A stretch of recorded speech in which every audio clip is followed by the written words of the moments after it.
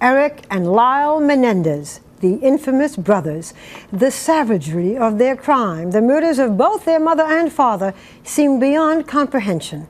Tonight, for the very first time out of court, you will hear their story. Tonight, watching our interview, you can reach your own verdict about them. We begin with the crime itself. A hot August night in 1989, the Beverly Hills mansion of entertainment executive Jose Menendez. He and his wife Kitty are watching television in the family room. Suddenly, a brutal volley of shotgun fire. Jose Menendez is killed by a close-in shot to the head. He has 5 other shotgun wounds. Kitty Menendez's body is riddled with shotgun pellets. She had 10 wounds on her. She was getting blasted all over that room. Don't kill my parents. Pardon me? Don't kill my parents. Were they shot? Yes. They were shot? Yes. The voice of Lyle Menendez, then 21 years old, who tells police that he and his brother Eric, then 18, discovered the bodies as they returned home from a movie. Lyle and Eric Menendez lied successfully for months. But if their crime was a horror movie, their undoing was the stuff of soap opera. Eric, in torment, confessed his crime to his therapist, Dr. Jerome Oziel. Lyle then also admitted to the murders. Their confession was overheard by Oziel's mistress, Judalon Smith, and she went to the police. Lyle was arrested in California. Eric, who had been traveling overseas, voluntarily flew home to surrender. 3 years later, the Menendez brothers went on trial for their lives.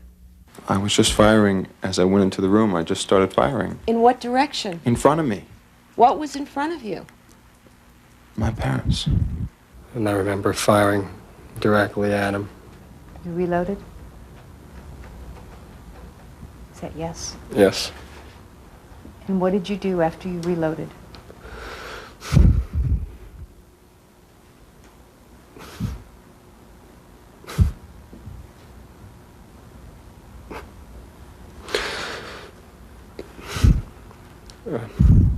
I ran around and shot my mom. This is the woman who gave birth to them. This is what they did to their mother. The jury heard tapes of the brothers' confession to Dr. Oziel. When their turn came, Eric and Lyle Menendez told a rapt courtroom that the murder of their parents was an act of self-defense. They said they were in fear of their lives from a controlling father who had been sexually abusing them. He raped me. Did you cry? Yes. Did you bleed? Yes. Were you scared? Very. Lyle said his abuse stopped when he was 8, but that he didn't know. The brothers' testimony was compelling and effective. Relatives testified on their behalf about incidents in which their father treated the sons harshly, though none of them could actually confirm the allegations of sexual abuse. The jurors could not decide between verdicts of murder and manslaughter. I find that the jury is hopelessly deadlocked, and the court declares a mistrial. In August of 1995, now 6 years after their parents' murders, the Menendez brothers went on trial again. This time, there were no video cameras. Eric testified, but Lyle chose not to. Judge Stanley Weisberg again presided, but in a major blow for them, limited the brothers' claims to self-defense. There were far fewer grounds this time for a possible verdict of manslaughter. The jury deliberated for less than 4 days. The verdict? Lyle and Eric Menendez, both guilty of first-degree murder. The jury spent 3 more days deciding between life and death. The verdict here was life, in prison with no parole.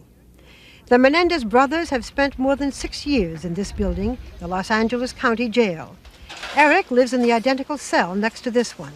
It measures 7.5 by 9 feet. Lyle's cell, in another wing of the jail, is slightly smaller. Both brothers are segregated from the general population. Each of the brothers separately is allowed up to 3 hours of exercise a week on the jail's roof. Eric and Lyle Menendez will be moved to state prison, perhaps even to separate prisons, this summer. Our interview took place in the jail's administrative wing, some distance from their cells.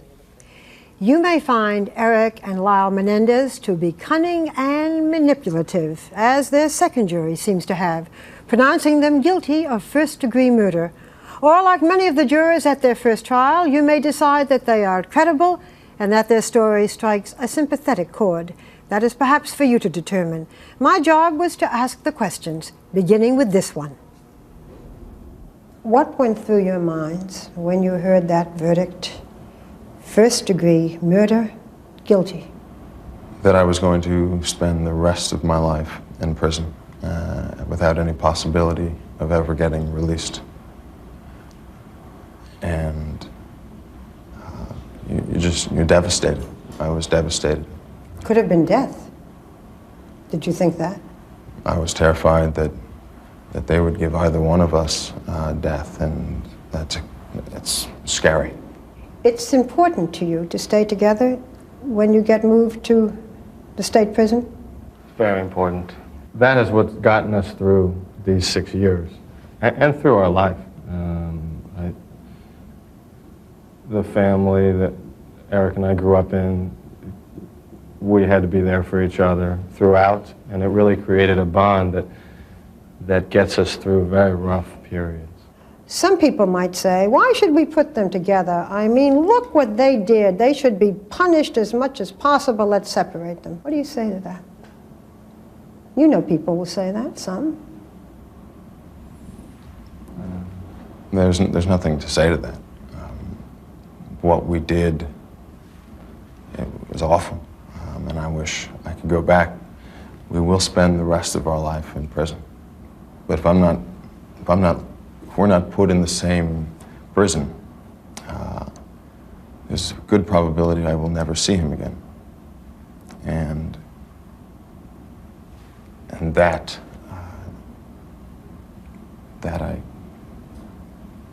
some things that you cannot take, and there's some things that you can endure. With everything taken away, it would be the last, it's the last thing you can take. Do you think the media has portrayed you fairly? Can you tell? I don't know if anyone can be portrayed fairly in the media, who they are. Well, let me say it. There are people, a great number of people, who think that you two are spoiled brats, that you are evil, that you are monsters. What do you say to them? That's not who I am, but I can't defend that. Because I came from a family of wealth, it doesn't make me spoiled. I would be surprised if anybody that was present at that trial and saw the whole thing, rather than snippets on the news, would feel that. A jury found you both guilty. Right, but I don't think you aren't guilty because they found you spoiled. Or evil. Or evil. Just a normal, I'm just a normal kid. Oh, Eric, you're a normal kid who killed your parents. Yeah, I know. And you still say you're a normal kid?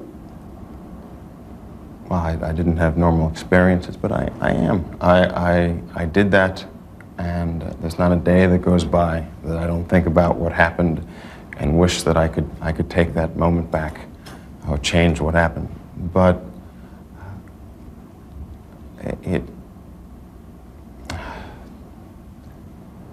it's hard to live with that.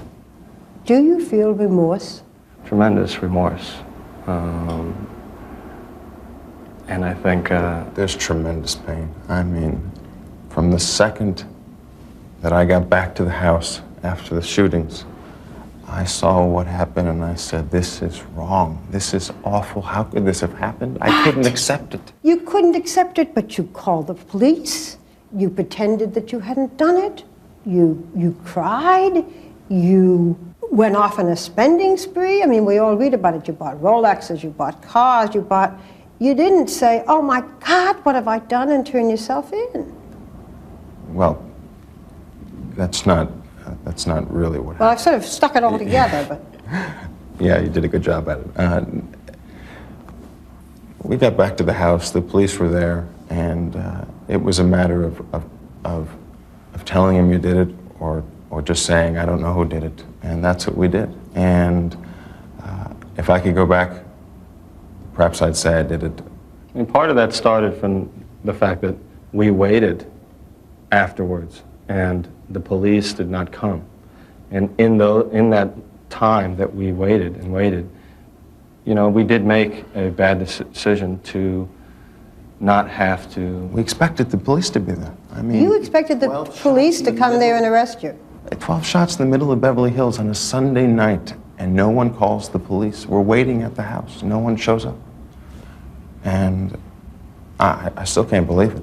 So you called the police, but at that point you had already decided We had decided not that to. you weren't going to say anything. We were very stunned, and we felt that we would go to jail, obviously, and it was a selfish reason to just not want to have to go through that.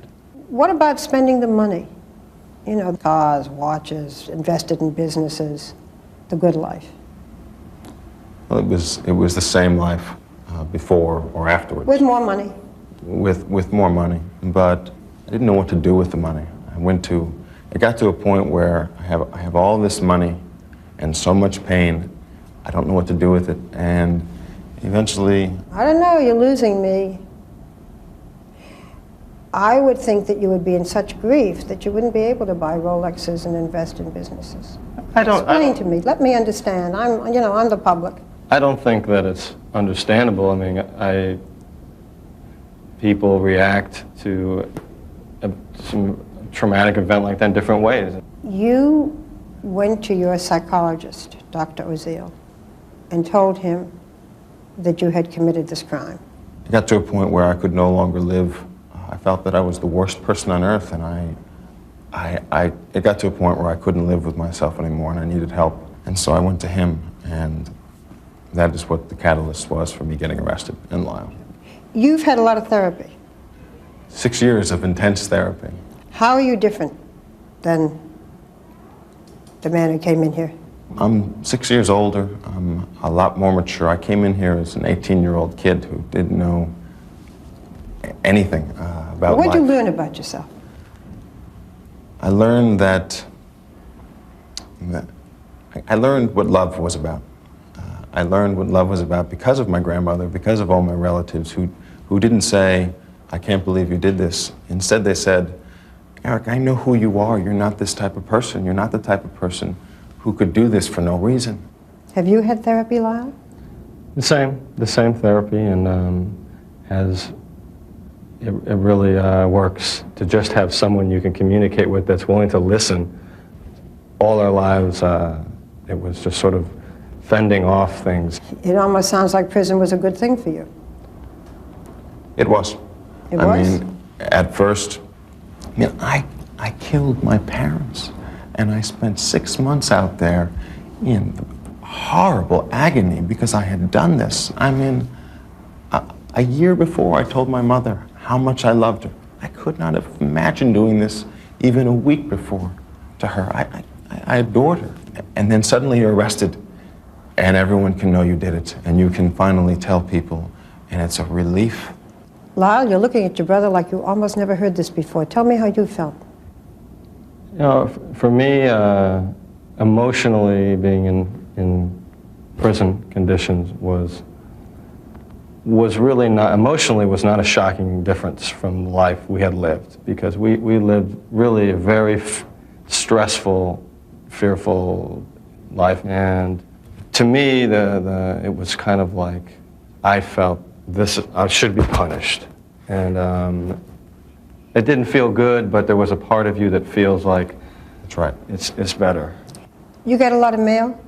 We still get a tremendous amount of mail. Hundreds? We've gotten hundreds, thousands over the years. We asked your lawyers to give us a sample of some of your letters. A great many of them seem to deal with from people who have been abused themselves and relate to you.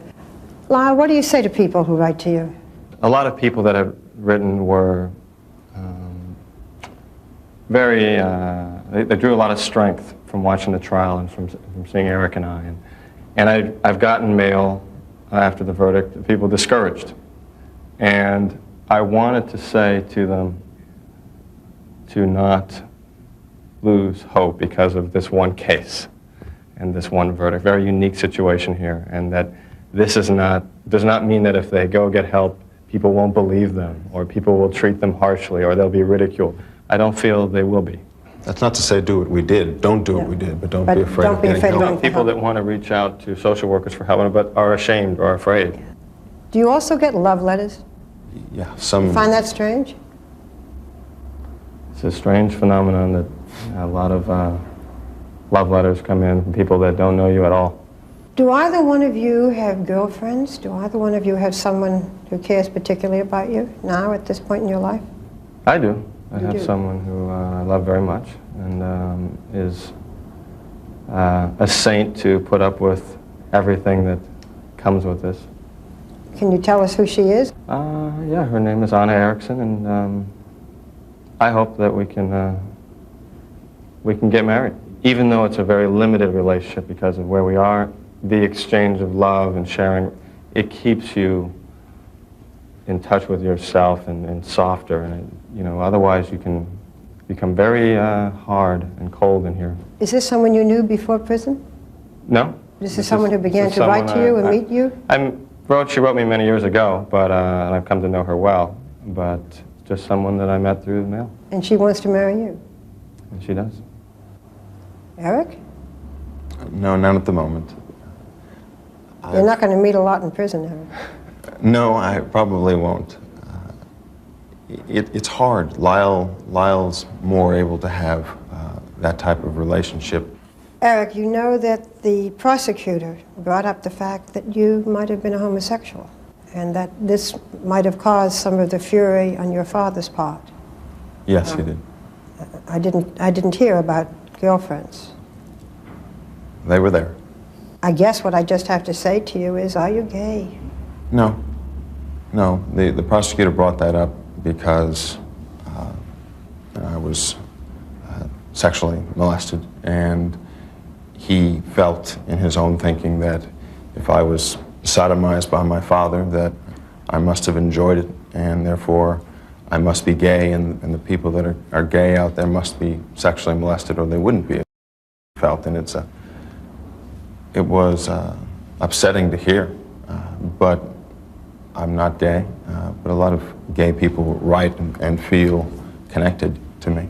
A problem at the trial was the gender bias, that because we were dealing with males and in an incest family, that there's sort of perceptions that, well, maybe it was something that he wanted, something that he allowed to happen, that he shouldn't be allowed to feel afraid because he's a male. I really felt that people might have seen this case very differently if it were a sister that I was protecting or that was involved in this, and not a brother.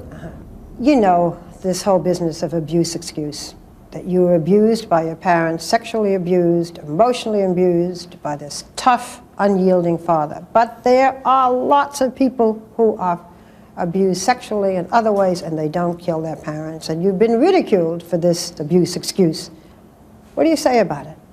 Abuse excuse is a word that Alan Dershowitz made up, not knowing anything about the case. To simplify it to its simplest degree, if a person is raped, man or woman, and she kills the man who raped her, is it an excuse that the reason she killed him is because she was raped? Of course not. I certainly never felt that what I did was justified or right. It was just a question of how wrong was it. That was a big misperception about this case, that it was about justification or excuse. And my brother and I essentially pled guilty. That was very hard for me to hear the ridicule about that, because I really felt that Eric and I, we could have gone to trial like most people and just sort of, we weren't there, it wasn't us, and had that trial. What do you mean, we could have gone to trial, we weren't there? Well, you could go to trial and just say that I was, chipping golf balls at the time and I wasn't there. And Eric and I went to trial and said, we did this. There were tapes. Tapes became admissible because we said we did it. Lyle and I fought because he felt that telling the world that Dad was a sexual torturer was killing Dad twice, And he did not want to kill Dad twice. And he fought, and he said, I don't want to go up there, I'm not going to take the stand, I'm not going to do it. And then when he did, there was a great outpouring, but there was also people laughing at him, and it was strange. Eric, you were able to tell your psychologist that you had killed your parents, but you were not able to tell your psychologist that your father had abused you? Unless you've been molested, you can't realize how hard it is to tell. Because of shame? Because of shame. The story continues now, the scene being set for murder. Describe your relationship with your father. What words come into your mind? Brutal. Painful. Torturous. And yet I thought that he was the most powerful and brilliant person I had ever met. I was his firstborn son. That was very important to him. And my bond with him was, I thought, strong because we had been through so much together. But it was difficult to see the things that were going on. And things that were going on, that is, when you learned that he was sexually molesting your brother? he had sexually molested me before I was a teenager. And it was a much different experience than Eric's. Because you were little? Because I was little, I guess. You know, there are some questions that everybody asks, like, why didn't you run away? I wish that I could have. I tried to run away when I was 12, and my father found me. He caught me and said, if you ever run away, I will kill you, I will find you, and I will kill you. Suppose you left and you, I don't know what, became a waiter and moved away. You still thought he'd find you? He would find me and probably kill me. I thought for certain he would kill me. You still think that? Oh, absolutely. Did you love your mother or like your mother? I loved my mother and I tried to help her. My mother was a person in a lot of pain, and she was alcoholic and she was suicidal. Did she know about the abuse, the sexual abuse? She knew. And didn't do anything? She knew, and it doesn't seem that she did anything. Do you still think about the night of the murder? Every day. You both do? Tell me as clearly as you can why you murdered your parents that night. First thing that comes to mind is terror. I was so afraid. A few days before, I had said to myself, I am never going to let my father touch me again. After I told Lyle that it had been continuing on, I said to myself, I'm never going to let him touch me again. And just before the shootings, my dad told me to get to my room and that he would be there in a minute, and he was going to come up and there was going to be sex, and it was like an explosion in my mind. But you'd bought the guns. It wasn't something that just happened that moment. You'd thought about it. No. You bought the guns in advance. They just weren't in the house. Yes, we bought the guns in advance. So this didn't just happen that moment. We bought the guns. There was a series of confrontations and blow-ups in the house. My dad, when it first was revealed that I had told Lyle about the secret, my dad said to Lyle, you're going to tell everyone, and I'm not going to let that happen. Take me through your mind, Lyle. I cannot separate and say this is why this happened. My father was threatening us, and so there was fear, but there was there was anger on my part, and my mother was aware of and had allied herself with my father, and there was a great deal of confusion. This happened all in just 3 days, and I wish I'd give anything to just turn back that one page of my life. The other big question. You killed your father, who was molesting you. Why did you kill your mother? On Thursday night before, in one of the explosions, I was running downstairs and I was crying, and my mother was on the couch and she had been drinking, and she said, what's wrong with you? And I said, nothing, you wouldn't understand. And she said, oh, I understand. What do you think, I'm stupid? And she told me that she knew, that she had known all my life what my father was doing. And it was like I didn't even know who she was anymore. And I just saw Dad and Mom as the same person at that point. I saw them as a single person. And really the first time that this secret about what was happening with Dad and Eric was discussed openly in the family in a very angry way. I don't know about Eric, but I completely lost control myself. And in that time, I didn't separate. I knew my mother and my father. It was just adrenaline and fear and anger. I lost control. There is no explanation. But you had thought about this earlier because you had bought the gun several days before. We knew that this could end, a violent confrontation could occur because my father had threatened my life. You still think your father would have killed you for revealing the secret? You both still feel that? There's no question. Really? I still believe that. I don't believe that he was in the process of killing us that moment, that evening. Yeah. But and I don't think that it might seem, because there are so few cases that come to the public's attention like this, that this has never occurred ever before in the country. And in fact, there are over 200 parricides a year that involve incest families. And so, I felt it completely then, and now I believe that, but I would not shoot my parents now, no matter what. How now would you have resolved it? Now, what, almost 7 years later? What do you think you should have done? I would have never told. I got Lyle into this. I went to him and I said, Lyle, I can't live anymore with what's going on, and got him involved. He was way to go. They had bought him a condominium. He was going to Princeton. He had all the money. So it's your fault for telling your brother? It's my fault. And I got him involved and said, I need your help. And 5 days later, my parents were dead. So it's your fault? That's completely my fault. He was suicidal at the time, and it was just a last thing to reach out. And obviously who was going to reach out to. And I decided to confront my father rather than just sort of not say anything and just have Eric and I leave, which if I could go back, that's what I would do. I would just say, Eric's old enough now, he wants to leave. Have you forgiven yourself? I don't think it's possible. Lyle, are you at any kind of peace?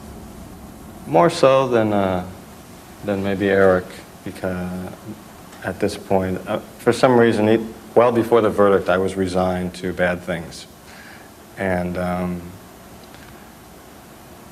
I have, I think, found a place where I can look forward and try to have hope and share myself more with people. And Hope of what? Hope of living a life that I can be more proud of. How And in prison? You're confined, but there must be, even just in writing, people that need help. If you can help them and convince a single person that has been through our situation that the last thing in the world they should do is act out violently, then you find meaning in your life. If you could say something to your mother and your father, I'm sure you have in your own minds, what would you say? I am so sorry. I forgive them completely for anything they have done to us. If I had one wish, it would be able to have one conversation with them or to change places with them.